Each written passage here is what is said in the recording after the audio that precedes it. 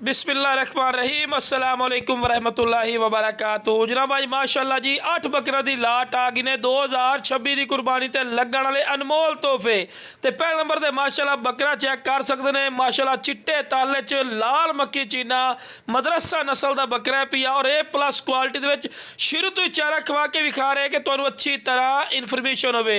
Video ने शुरू तो लेते आखिर तक जरूर देखना कि तुहानू अच्छी तरह डिटेल हो। एक एक जानवर तसल्ली नाल चेक करावांगे।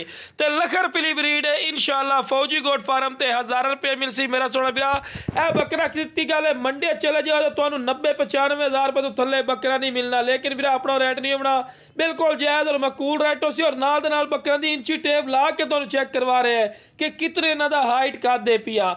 और माशाअल्लाह जी 2026 की कुर्बानी का सीजन लावना चाहते ना मेरा बिरा तो यकीन मनो जरा बिरा पहले अब बकरे 8 ते 8 ओके कर सी ना इंशाअल्लाह फायदे च रासी ते इस तू वध हुस्सा नहीं होता। प्योर खट्टा मक्खी चीना मदरसा नस्ल का माशाअल्लाह पठोरा ही ने 2026 की कुर्बानी ते लगन वाला माशाअल्लाह।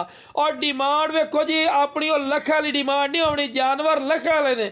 लेकिन इस टाइम तुहानू 1000 रुपये मिल से। अगर इन्हां दी 2 महीने ग्रोथ संभाल करसो खुराक अच्छी पैसो तो इंशाअल्लाह अल्लाह के फजलो करम नाल मेरा सोना बिरा अच्छी प्रॉफिट करसो। क्योंकि बरकत वाली चीज़ है इंशाअल्लाह इहदे च फायदा है, नुकसान कोई नहीं मेरा बिरा।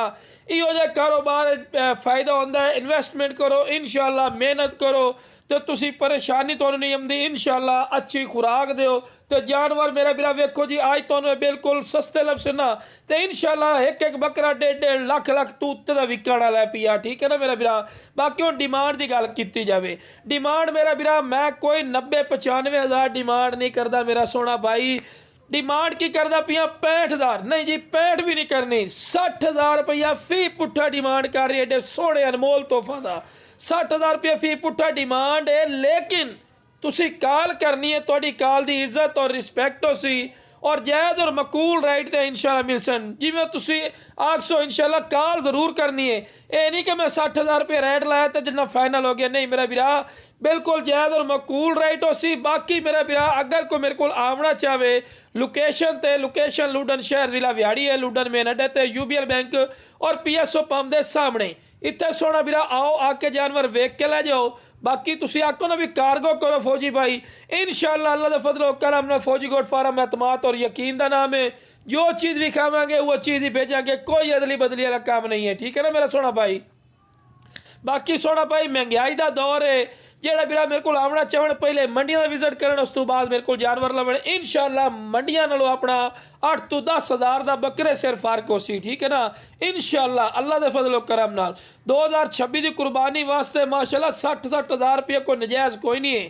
ठीक है ना। बाकी दिन किन्ने रह गए वो तो नहीं पता। वेखो जी 60,000 गल की है लेकिन फाइनल फिर भी नहीं आख्या भी 60,000 रुपये फी पुट्टी ने। इंशाअल्लाह भाई कमी पेशी हो जासी तुसी कॉल करनी इंशाअल्लाह तुहाडी कॉल की इज्जत हो सी, रिस्पैक्ट हो सी और बिल्कुल जायज़ और मकूल राइट ते मिल जासन। बाकी सोना बिरा हुण वेखो जी मैं तुहानू ये भी दस देवां मेरा बिरा कि अज वेखो जी सारे बकरे तुहानू जायज़ और मकूल राइट ते मिलते पे ना इंशाअल्लाह अल्लाह खैर कीते मेरा बिरा। खवा पिवा के तुहानू पहला एक्सपीरियंस होवे, खवा पिवा के भी 30,000 रुपया बकरा सिर तुहानू लभे 1.5 तो 2 महीनों के विच ते ये भी मेरा बिरा थोड़ा नहीं होंदा। हुण मैं कहना भी 2-2 लाख रुपये ना बकरा जो वैसी नहीं मेरा बिरा 30 तो 35,000 रुपया इंशाअल्लाह एवं नॉर्मल इंशाअल्लाह छड़ जासी खुराक नाल देवनी पौसी। क्योंकि बकाया मेरा सोना बिरा एक जानवर ज़्यादा से ज़्यादा 50 रुपया खर्चे तो उत्ते खर्चा नहीं होना। क्योंकि 8 जानवर इंशाअल्लाह एक जानवर थोड़ा 1500 रुपया महीने का ही खावे तो अल्लाह के नेक बंदे 2 महीनों के कितने खा जासन 3,000 रुपया 3 नाला 4 ला ला यार 4,000 रुपया 2 महीने थोड़ा खावे तो तुहानू को बकरा महंगा कोई नहीं है मेरा बिरा। ठीक है ना। इनू चराई ते रखो तो फिर भी फ्री वाला सौदा है पिया। ये बरकत वाली चीज़ है और इतना अल्लाह के बंदे इतना का फायदा हो ना जिनकी सोच ही नहीं। क्योंकि हुण नॉर्मल दिन रह गए 2 महीने रह गए, 2 महीने की पलाई करो, पलाई करके मेरा भी अगे बेचो सेल करो इंशाअल्लाह अल्लाह के फजलो करम नाल तुहानू अच्छी प्रॉफिट हो सी। अगर 100 रुपये ही डेली का खाओ ना, अगर तुम वंडा खवाओ 100 रुपये डेली का खाओ तो 6,000 महीने का पिया तो 12,000 ही खा जाए।